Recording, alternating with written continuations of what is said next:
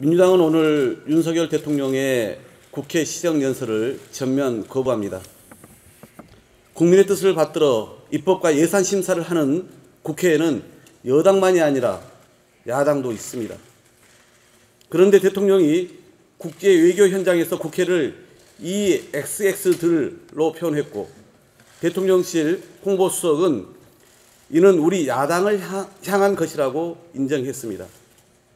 이 XX라 멸칭된 야당 국회의원들로서 최소한 대통령이 시정연설을 하러 국회로 오기 전 그간의 막말과 정쟁에 대해 국민과 국회에 사과하고 매듭짓길 기대했습니다.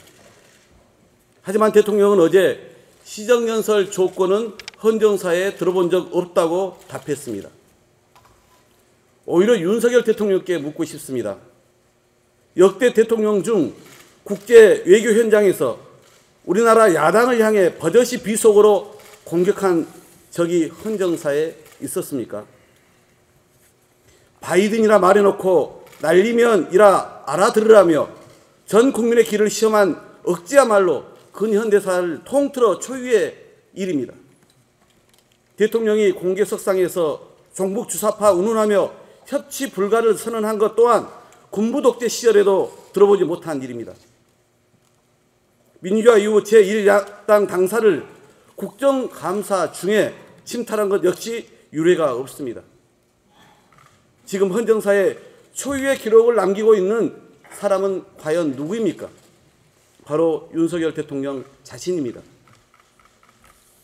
윤 대통령 불과 5개월 전 국회를 찾아 국정 주요 사안을 국회의원들과 긴밀히 논의하겠다고 말했습니다. 뒤로는 막말 정쟁, 민생 외면, 야당 탄압, 협치 파괴로 입법부를 부정하면서 또다시 시정연설로 국회를 기만하려는 것입니까? 문만 열어놓고 국민의힘 반대로 국회 민생경제특위에서 지금 하루가 멀다 하고 노동자가 산업 현장에서 목숨을 잃고 있습니다. 카카오 먹통 사태로 피해를 입은 소상공인들은 길거리로 나앉았습니다. 여당 소속 강원도지사의 경솔한 조치 하나로 채권시장이 요동치며 금융시장이 마비될 지경입니다. 무능한 정부의 뒤엉킨 국정이라도 바로 잡아야 하건만 검찰의 민주당사 압수수색은 국정감사마저 마비시켰습니다. 민생과 경제에 거대한 태풍이 몰려오고만 집권세력의 안중에 국민의 삶은 실종되었습니다. 국정 논의는커녕 야당을 아예 말살하려 듭니다. 무차별 영장 남발과 전방위 수사 등 전 정부 털기 정도가 아니라 전면 지우기에 나서고 있습니다. 그런다고 이 정부가 초래한 온갖 참사, 국정 무능, 민생 실패가 가려질 리 없습니다. 검찰 독재와 신공안 통치로 야당을 탄압하고 민생을 파탄내는 정권을 신뢰할 국민도 없습니다. 연일 발표되는 여론조사에서 확인되듯이 윤석열 정권이 사전 정국으로 노렸던 바와는 거꾸로 중도층의 마음마저 떠난 상황입니다. 제2의 외환위기, 제2의 연평도 사태가 일촉즉발인 상황에서 협치는 팽개치고 검찰공화국 본색만으로 국민 비판을 피할 수는 없을 것입니다. 지금 시급한 것은 전 정부와 야당 탄압이 아니라 민생, 경제, 안보입니다. 우리 당은 국민을 대신해서 전하는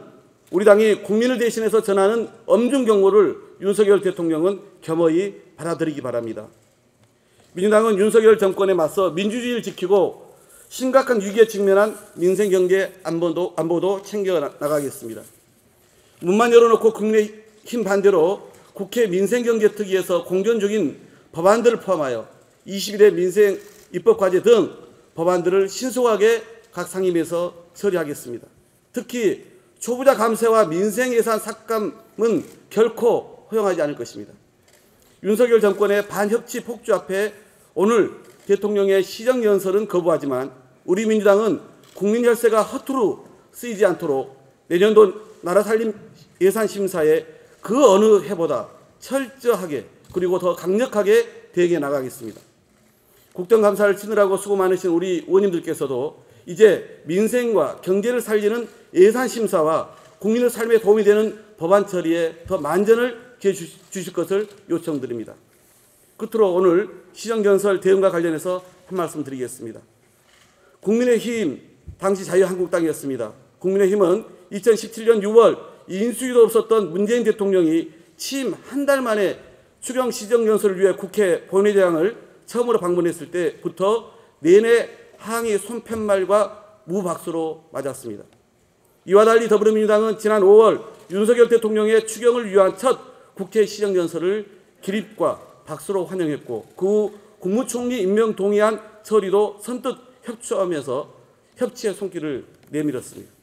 또 5년 전 2017년 11월 1일 국민의힘은 문재인 대통령의 2018년도 예산안 시정연설에 모두 검은색 복장에 근조 리본을 달고 대형 현수막 3개와 손팻말까지 들고선 고성으로 연설을 방해한 바 있습니다. 오늘 우리는 당시 국민의힘처럼 본회의장에 들어가서 대통령 연설을 직접 방해하는 행위보다는 더 엄중하면서도 더 절제된 방식으로 항의의 뜻을 충분히 표출하는 것이 더 낫겠다고 판단합니다. 보다 자세한 대응 행동에 대해서는 비공개 회의에서 진성준 원내수석 부대표가 제안을 드리겠습니다. 이상입니다.